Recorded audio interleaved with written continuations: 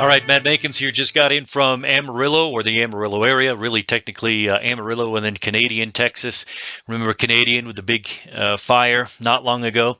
Was there for the Hemp Hill beef conference, and tremendous outpouring of support from the community. A lot of folks came to that conference, so thank you for having me. We discussed La Nina and sadly the drought that is coming back. Let's focus on the next week or so here for AgNow, and we're going to be looking at the potential of a frost and freeze. Notice this area right in here, this pink coloration from Denver stretching toward Minneapolis. We have some crops that may be susceptible to frost and freeze damage, and that'll be coming in this weekend. And then these blue areas, this is all severe weather risk. So I want to take a closer look at that. Perhaps you're not going to watch this video today, Thursday, but may in the next couple of days. Bear with us. Today is Thursday, and we have a severe weather risk from Kansas all the way down through Texas. Kind of two bullseyes in that, as far western Kansas and then northern Texas toward Oklahoma City. Watch the progression as we go into Friday now. The severe weather risk is going to be more for Omaha, Kansas City, Des Moines, stretching down toward Dallas.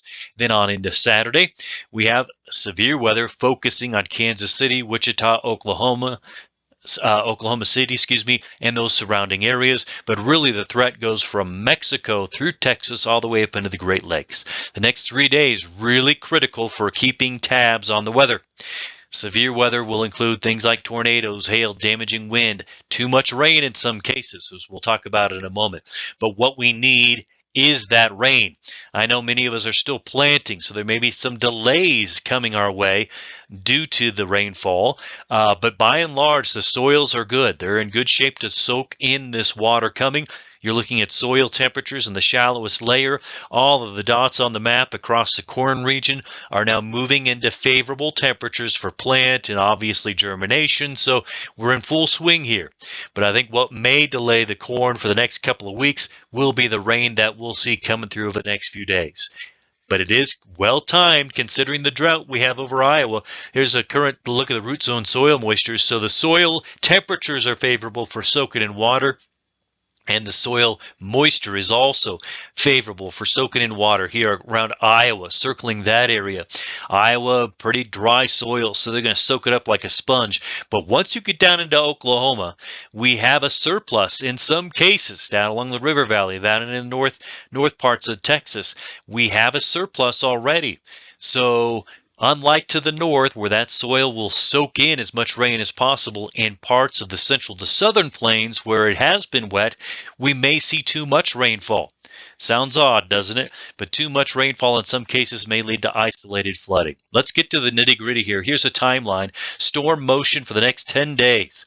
The big cluster of storms passes through the Midwest. Another storm system develops out by Denver this weekend, Friday and Saturday. It then passes over the plain. So it's two systems through the next 3 to 4 days. Then we'll have a little bit of a break in the action early next Monday and Tuesday. A few thunderstorms get going Tuesday into Wednesday around corn areas. Central to southern plains have more rain on the way next Thursday and Friday. We're already into May at this point, and the active weather pattern does continue into early May. So it's going to be quite a haul here.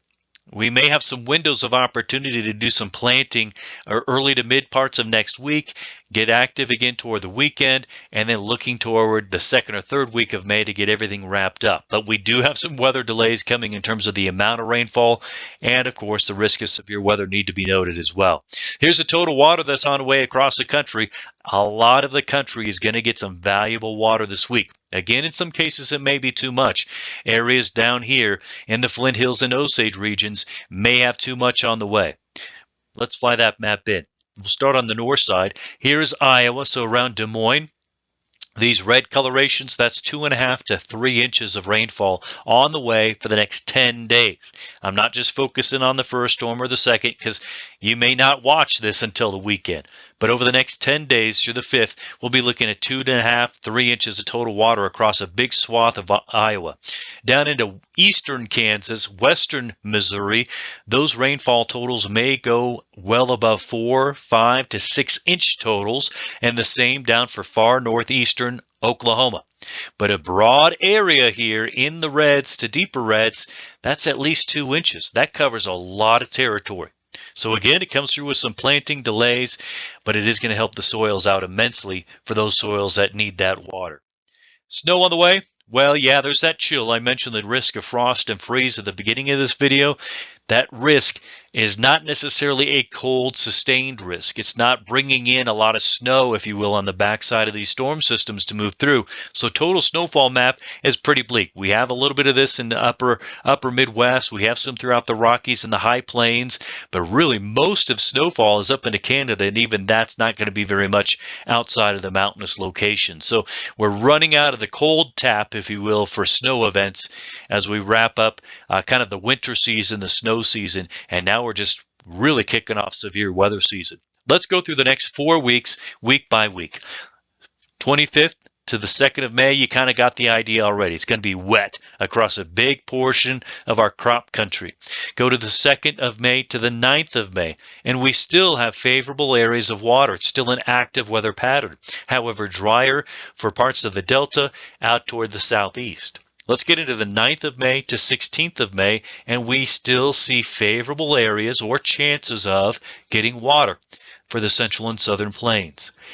16th of May to 23rd, still favorable in the high plains of Colorado, through Kansas, down through Texas and Oklahoma. Drier, however, in corn country into the upper Midwest. Temperatures throughout those same 4 weeks really hit and miss. We're still fighting with some cooler than normal temperatures here recently, and we'll continue to see a fluctuation of cool to warm.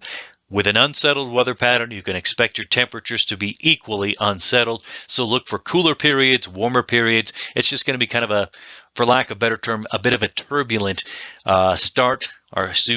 turbulent end to April, start to May, on into mid-May.